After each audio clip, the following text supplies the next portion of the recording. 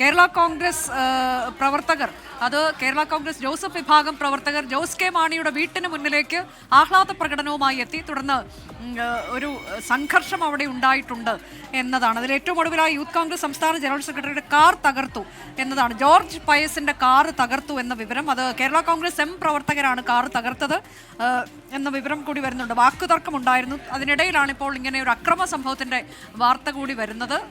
ഇതിപ്പോൾ നമ്മൾ കാണുന്നത് പാലായിൽ നിന്നുള്ള ദൃശ്യമാണ്. പാലായിൽ ജോസ് കെ മാണിയുടെ വീടിന് നേരെ കല്ലേറുണ്ടായി എന്ന വാർത്തയൊക്കെ റിപ്പോർട്ടുകളൊക്കെ വരുന്നുണ്ടായിരുന്നു അല്പസമയത്തിന് മുമ്പ്. ആ ദൃശ്യങ്ങളാണ് നമ്മൾ കാണുന്നത്. ടോബി ജോൺസണാണ് വിശദാംശങ്ങളുമായി ചേരുന്നത്. ടോബി, കേരള രാഷ്ട്രീയത്തിൽ വളരെ കാലം നിർണായകമായിരുന്ന ഒരു വീടാണ് അത് കാണുന്നത്. ഇപ്പോൾ ജോസ് കെ മാണിയുടെ പരാജയത്തിന് ശേഷം അവിടെ ഒരു ആക്രമണമുണ്ടായി, കല്ലേറുണ്ടായി എന്നൊക്കെ പറയുന്നു.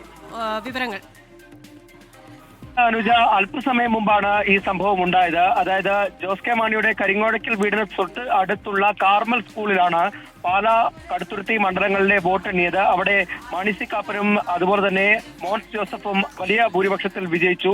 തുടർന്ന് മോൻസ് ജോസഫിന്റെ വിജയാഘോഷവുമായി ബന്ധപ്പെട്ട് അവർ ജോസ് കെ മാണിയുടെ വീടിന് മുന്നിലൂടെ കടന്നുപോയ സമയത്താണ് വാക്കുതർക്കമുണ്ടാകുന്നതും. ജോസ് കെ മാണിയുടെ വീട്ടിലേക്ക് കേരള കോൺഗ്രസിന്റെ ഒരു വിഭാഗം UDF പ്രവർത്തകർ കല്ലെറിയുകയും തുടർന്ന് സംഘർഷത്തിലേക്ക് പോവുകയും ചെയ്തു.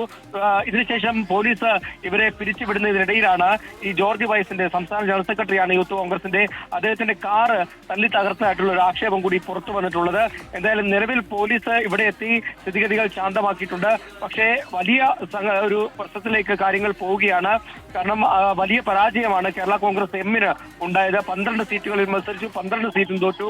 അതേസമയം ജോസഫ് വിഭാഗമാകട്ടെ 8 സീറ്റുകളിൽ മത്സരിച്ച് 7 സീറ്റുകൾ വിജയിക്കുകയും ചെയ്തു. അതുകൊണ്ട് തന്നെ ഈ പ്രവർത്തകർക്കിടയിൽ വലിയൊരു അസ്വാരസ്യം നിലനിൽക്കുന്നുണ്ട്. അത് കൂടുതൽ പ്രശ്നങ്ങളിലേക്ക് പോകാതിരിക്കാൻ കൂടുതൽ പോലീസ് സേനയെ അവിടെ നിയോഗിച്ചിരിക്കുന്ന കാഴ്ചയാണ് നമുക്ക് കാണാൻ സാധിക്കുന്നത്. ക്രിസ്റ്റീനാനിസ.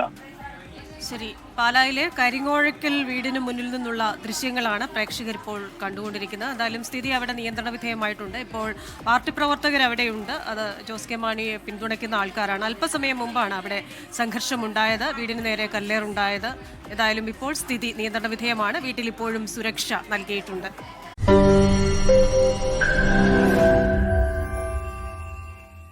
ലോകത്തെവിടെയായാലും ഏത് സമയത്തും 24 വാർത്തകളും ഓഗ്മെന്റഡ് റിയാലിറ്റി പാക്കേജുകളും എക്സ്പ്ലെയിനറുകളും വിശദമായി കാണാൻ ഞങ്ങളുടെ യൂട്യൂബ് ചാനൽ നിങ്ങൾക്ക് സബ്സ്ക്രൈബ് ചെയ്യാം.